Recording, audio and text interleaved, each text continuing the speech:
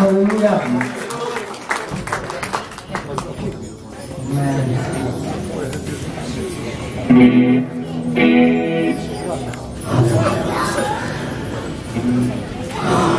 Espírito Santo entra no vosso meio, amém. The Holy Spirit is in this place this evening. How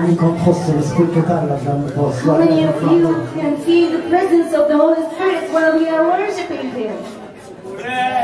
Amen. Hallelujah. So let's all welcome the Holy Spirit in the midst of us.